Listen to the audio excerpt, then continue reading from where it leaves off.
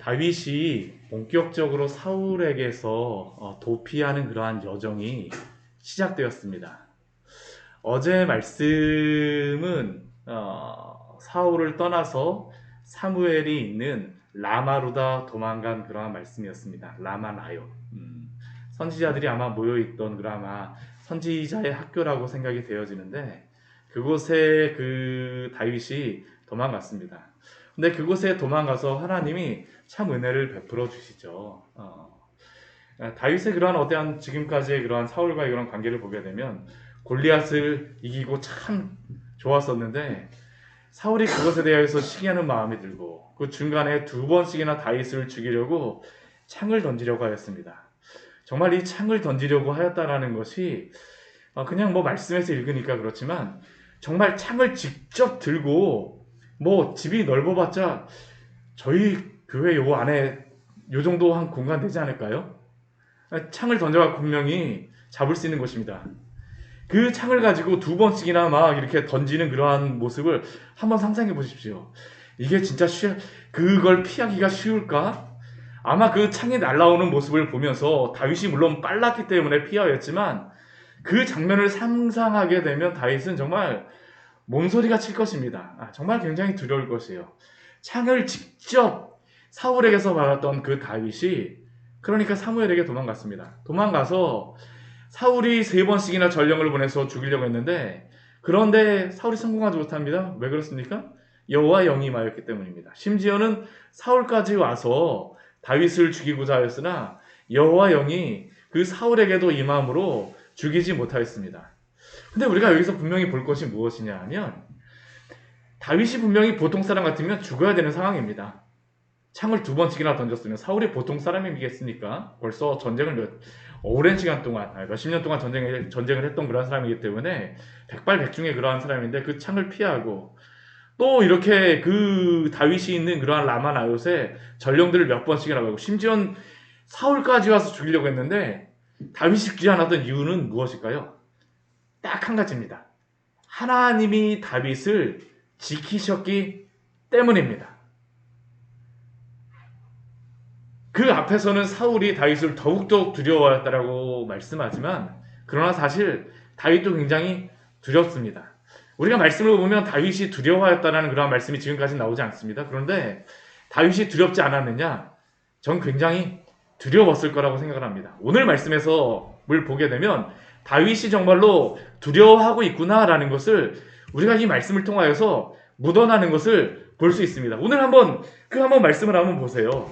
오늘 말씀을 보게 되면 다윗이 라마나요에서 있지는 않습니다. 하나님이 분명히 그 네 번씩이나 성령을 보내주셔서 지켜주셨음에도 불구하고 더 이상 그곳에 있지 않아요. 왜 그곳에서 있지 않을까요? 여기 있으면 사울이 알았으니까 내가 정말로 죽는 게 금방이겠구나. 네 번은 하나님께서 지켰을지 모르지만 그 다음 번은 쉽지 않을 수도 있어 라는 그런 생각이 있으니까 도망가는 것이죠. 그러니까 누구한테 가냐 하면 지금 요나단한테 갑니다. 요나단한테 한번 가서 질문하는 그런 이야기를 한번 보십시오. 우리 1절 말씀을 보게 되면 요나단을 만나자마자 무엇이라고 얘기했냐면 내가 무엇을 하였으며 내 죄악이 무엇이며 내 아버지 앞에서 내 죄가 무엇이기에 반복되는 단어가 있죠. 무엇. 이게 진짜 숨 돌림 틈도 없이 요나단 만나자마자 내가 무엇 잘못했는데 도대체 내 죄가 무엇인데 내 아버지는 내 죄가 무엇이라고 이렇게 말하는데 이게 지금 다윗의 마음이 여기에 묻어나 있는 겁니다. 무엇. 자신은 잘못한 게 없어요. 그런데도 불구하고 이 사울이 자신을 잡으러 다니는 것은 너무나도 두려운 것입니다. 너무나도 두려워요. 그러니까 요나단한테 가서 이 이야기를 하는 겁니다. 근데 요나단한테 가서 이 이야기를 하는 게 사실은 이것도 굉장히 위험한 것입니다. 왜 그럴까요? 사울 못지않게 다윗을 죽이고자 사실 세상적인 그러한 방법을 한다면 죽이고자 당연히 죽이려고 마음을 먹어야 되는 사람이 누굴까요? 요나단입니다. 왜냐하면 사울이 지금 그 왕위를 옮긴다라고 하지만 실질적으로 왕위를 경쟁하는 사람은 누구일까요? 요나단입니다. 요나단. 그런데 다윗이 요나단을 믿기 때문에 이렇게 갔지만 그러나 이렇게 지금 말하고 있는 그러한 상황 속에 다윗의 그러한 것은 너무나도 다윗이 이 위기의식을 가지고 있다는 것을 우리는 볼 수 있죠. 그가 그 말하는 그 뒤에 말하는 것도 한번 보십시오. 너희 아버지가 그 다윗이 이렇게 얘기하니까 요나단이 아니야 너 정말 죽지 않을 거야. 아버지가 나한테 말하지 않고 하는 적이 한 번도 없거든. 너 죽지 않을 거야. 나한테 말씀하지 않으셨어. 근데 다윗이 요나단에게 무엇이라고 대답합니까? 아니야 너희 아버지가 너가 슬퍼할까봐 숨기는 거야. 그 뒤에 우리 이 3절 우리 뒤에 말씀에 다윗이 한번 이야기를 한번 보십시오. 나와 죽음의 사이는 몇 걸음입니까? 한 걸음뿐이라. 두 걸음도 아닙니다. 나와 그 죽음 사이는 한 10m도 안 돼. 20m도 안 됩니다. 바로 뭡니까? 한 걸음입니다. 이건 뭐 창걸질 필요도 없어요. 그냥 칼로 찌르면 그냥 끝나는 그냥 거리죠. 손 하나만 뻗으면 끝나는 거리입니다. 바로 나는 지금 죽음이 경각에 달렸다라는 게 다윗의 솔직한 고백입니다. 두렵습니다. 안 두려운 게 아니에요. 저는 이러한 말씀을 볼 때 위로가 됩니다. 왜 그러냐 하면 야 다윗도 골리앗을 죽일 때 그렇게 용맹한 인물이었었는데 이러한 상황을 당하니까 두려울 수밖에 없구나. 다윗도 인간이구나. 근데 이러한 두려움 가운데에서 다윗이 죽지 않는 그러한 방법은 죽지 않을 수 있는 이유는 한 가지밖에 없습니다. 그 이유가 무엇일까요? 다윗과 죽음 사이는 한 걸음뿐이지만 그 안에 하나님의 은혜가 있는 줄 믿습니다. 이게 사실은 은혜죠. 이거를 알게 되면 두렵지 않고 이것을 모르면 계속 두려움에 짓눌릴 수밖에 없습니다. 다윗의 상황이 바로 그것입니다. 나와 죽음의 사이는 한 걸음뿐이라. 그러면서 이제 다윗이 요나단에게 계획을 이야기합니다. 너희 아버지가 정말로 나를 죽인다는 것을 한번 확인해줘.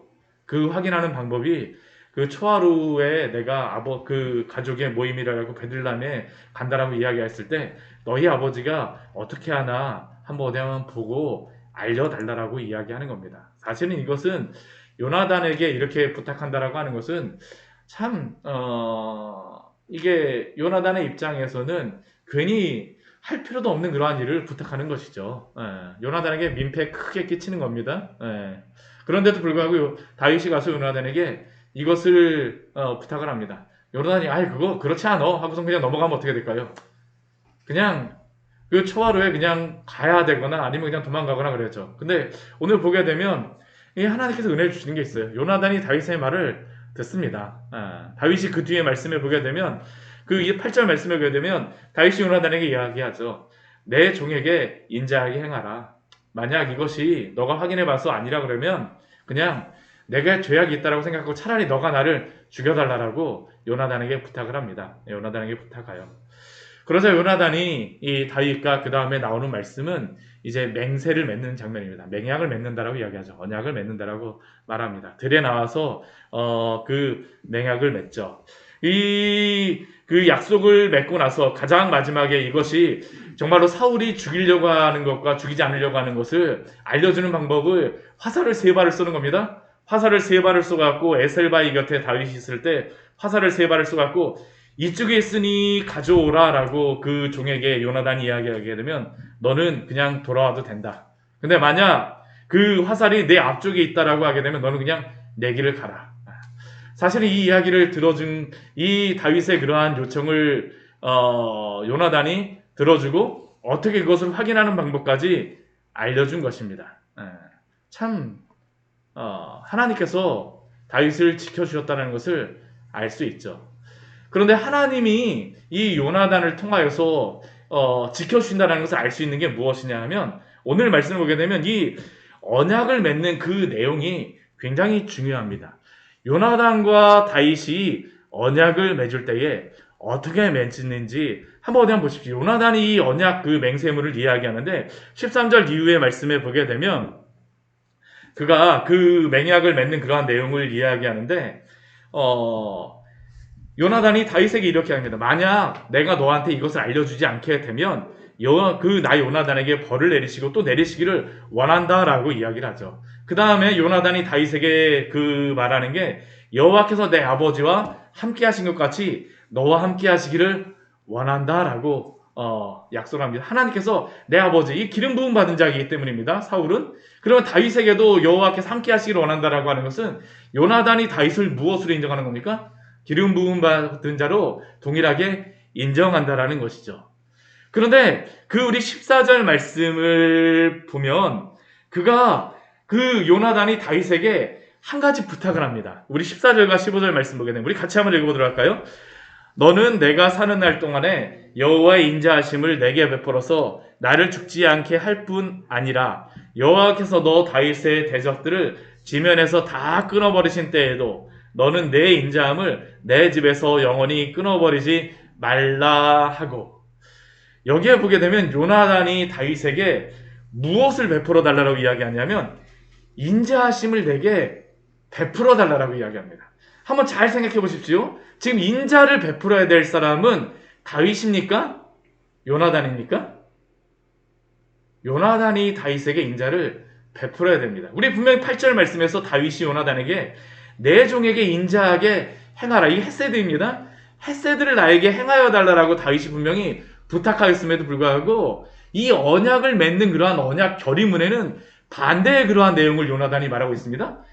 너가 나에게 인자를 베풀어 달라고 하는 겁니다. 무슨 인자를 베풀어 달라고 얘기합니까? 요나단이 내가 죽음이 경각에 달렸을 때 너가 나를 죽이지 말아라, 그러한 인자를 베풀어 줘라. 또 무슨 인자를 베풀어 달라고, 인자함을 베풀어 달라고 이야기합니까?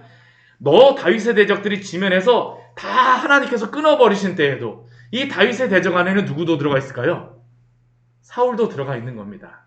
엄밀히 말하면 자신의 그러한 집안을 하나님께서 심판하신다라는 것을 요나단이 인정하는 겁니다. 다윗을 통하여서 이러한 일들이 앞으로 있을 것이다. 다윗을 통하여서라기보다는 이러한 일들이 있을 것이다라는 것을 아는 것이죠.